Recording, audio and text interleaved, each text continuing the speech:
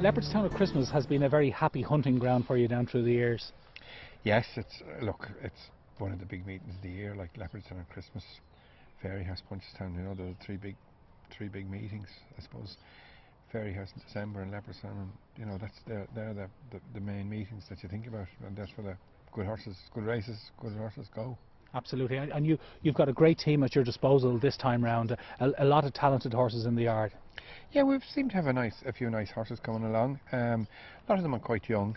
A lot of the bumper horses are very young, so I suppose maybe it's too much to expect too much from them. But we're very happy with the way things are going at the moment.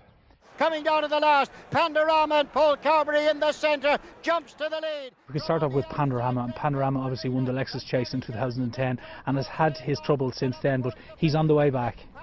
Yeah, look, it depends on how good he comes back. He got a not too bad. He got it slightly jarred, and we tried to train him the following season. And when we started off to train him, then the leg looked like as if it was going to start. It was going to start troubling him. So we ended up pin firing him and leaving him off for a year. Everything's gone so far so good.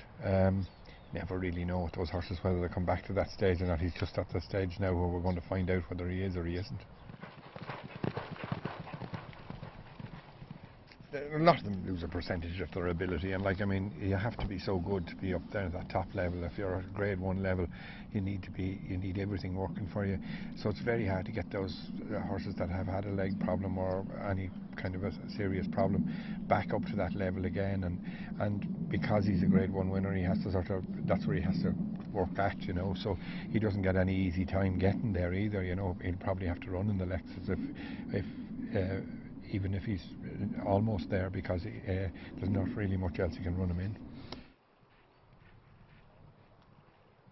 Sort of Destiny is a horse that you have a high regard for. Yeah, I like him a lot. I always have. Thought he was a little bit unlucky now not to win the first day of offences. He looked to have had the race won, and he just made a complete hash of the last and sort of landed very awkwardly. He jumped up in the air and landed very awkwardly. The ground was very heavy that day, and they were having their first run, and himself and Booker's Bridge went a mad gallop, and they both got very, very tired. Now he got tired, but I think he still would have won had he not made the mistake. But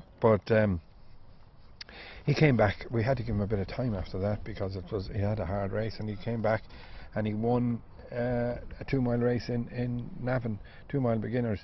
He was good that day, and the fact that he can win over 2 miles, and we know he stays 3 miles, is it's got to be say a lot for him. And I've always thought a lot of him. He's a beautiful looking horse, a big horse. I'm sure he should get better even as he gets older, you know.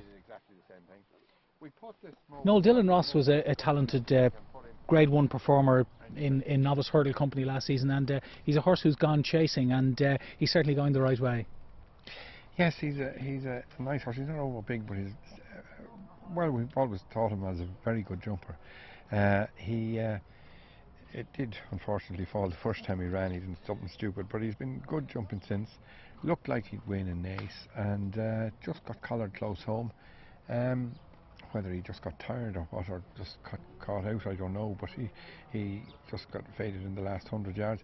He was beaten by a very good horse that day though, and he came back and he won well in Navan since then.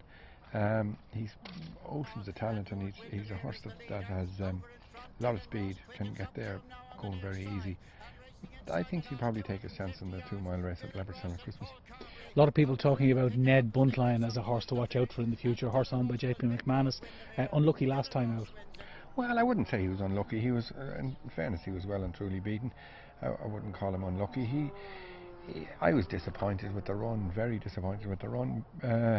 He didn't jump particularly well, which is a little bit disappointing. I thought he jumped better, and maybe I ran him over 2-2, and perhaps that was too far.